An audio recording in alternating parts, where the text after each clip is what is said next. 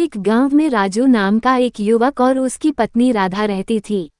उनकी एक संस्कारी और प्यारी सी बेटी थी जो अभी शादी के लायक हो गई थी। राजू और राधा अपनी बेटी की शादी किसी अच्छे घर में धूमधाम से करना चाहते थे, क्योंकि उन दोनों की सारी खुशियां उनकी बेटी से ही शुरू होकर उसी पर खत्म हो जाती थी। वे अपनी बेटी पर ही जीते मरते थे, परंतु उनकी आर्थिक स्थिति इतनी अच्छी नहीं थी कि वे अपने सपनों के अनुसार अपनी बेटी की शादी किसी अच्छे घर में कर सके, क्योंकि उन्होंने अपनी बेटी की शादी की सारी जमा पूंजी अपने पिताजी की बीमारी पर खर्च कर दी थी। क्योंकि वो बहुत धार्मिक स्वभाव के थे, उन्होंने यही सोचा कि आज हम पिताजी का इलाज करवाते हैं, बेटी के लिए भगवान पर भरोसा करते हैं, वो ही कुछ करेंगे। और सिलसिला इसी प्रकार चलता रहा तथा वे अपनी बेटी के लिए लड़के की तलाश में जुट गए। और एक दिन भगवान की कृपा उन पर हुई और एक अच्छे घर से उनकी बेटी के लिए रिश्ता आया। लड़के का खुद का व्यापार था तथा लड़के का पिताजी गांव का सरपंच था और दहेज की भी मांग नहीं थी। और ऐसा ही रिश्ता तो राजू और राधा चाहते थे, परंतु लड़के वालों की बस एक मांग थी कि बारात में लगभग 1000 लोग आएंगे।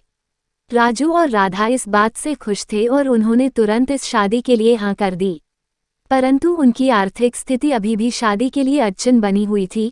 फिर भी राजू और राधा भगवान पर भरोसा करके शादी की तैयारियों में जुट गए।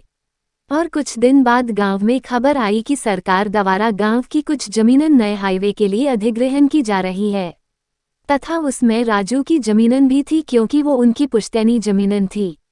इसीलिए राजू दुखी था, परंतु उसने इसे भगवान की मर्जी मानकर इस फैसले को खुशी खुशी स्वीकार किया और इस जमीनन से आने वाले पैसों से अपनी बेटी की शादी करने का विचार किया। परंतु जिंदगी इतनी आसान कहाँ से चलती है। पैसों का पता चलते ही राजू की बहन और उसका पति रमेश अपना हक मांगने चले आते हैं और हक न देने की स्थिति में कोर्ट में केस करने की धमकी देते हैं, और अगर यह मामला कोर्ट में जाएगा तो सुनवाई होने तक पैसे किसी को नहीं मिलेंगे। कुछ दिन ऐसे ही निकल जाते हैं और शादी को बस 20 दिन ही बचे थे तथा जमीनन के पैसे भी बस 4 दिन बाद ही आने वाले थे। परंतु जरा भी परवाह किए बिना राजू अपनी दैनिक दिनचर्या में पहले की तरह लगा रहता है, क्योंकि उसे भगवान पर पूरा भरोसा था कि भगवान सब ठीक कर देंगे।